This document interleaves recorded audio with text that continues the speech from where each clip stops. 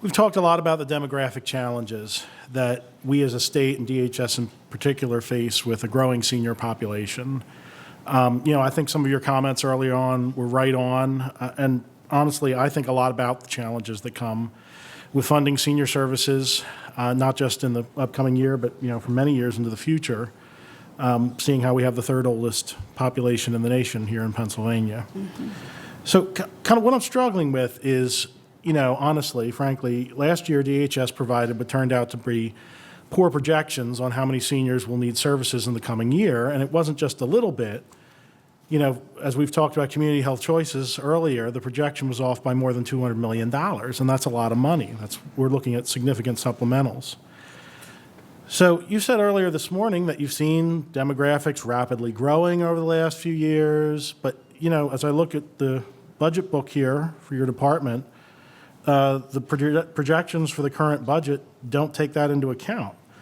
So if we all know that we're going to see a growing senior population, why doesn't the governor's budget proposal take this into account? Why does it forecast zero growth in the number of people being served by community health choices?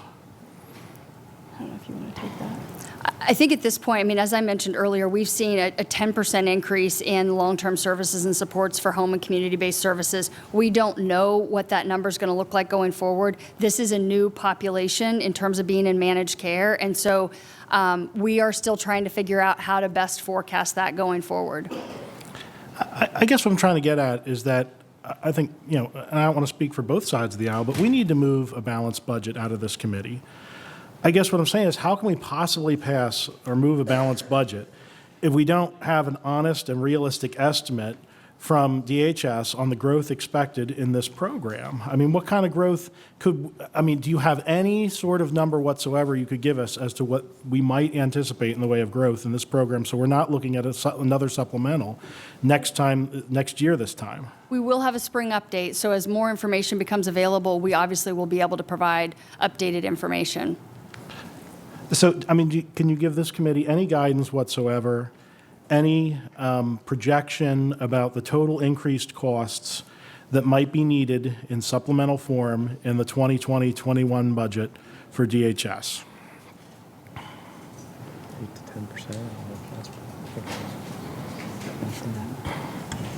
10%. I think, again, as the Secretary said, especially with CHC, it's a new program. We're meshing a lot of different programs.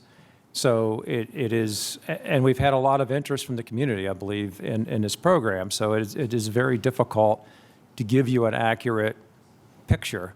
And probably anything that we would tell you today without, and a lot of this just happened in January. So we're just now accumulating new data.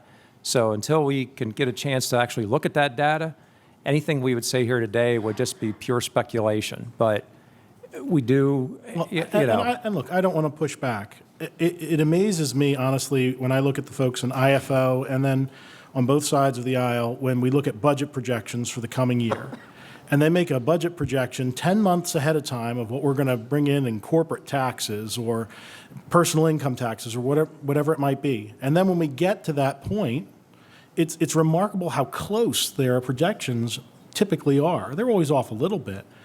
But there is an art to this where we have, folks, like I said, both in the IFO and I'm sure in the administration, that, they look into the future and they say, look, we're looking at trends, we're looking at the overall economy, we're looking at kind of historical data here on different things that have happened within the program. And there's at least some idea of what we're going to be looking at into the future. What I'm looking here on page 198 and 199 of the DHS proposed budget for next year is just a bunch of information where it's just the exact same number over and over again with no guidance whatsoever. I think I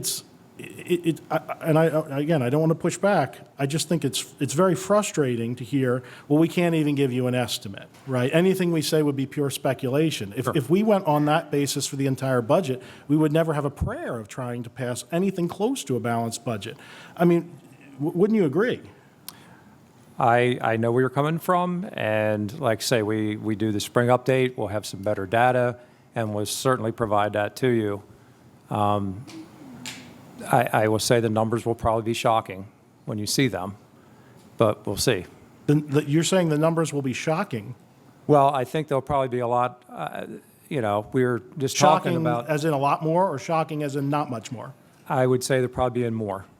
In more. But here we are, and we're not even contemplating that with this budget proposal. I hear you. Thank you, Mr. Chairman.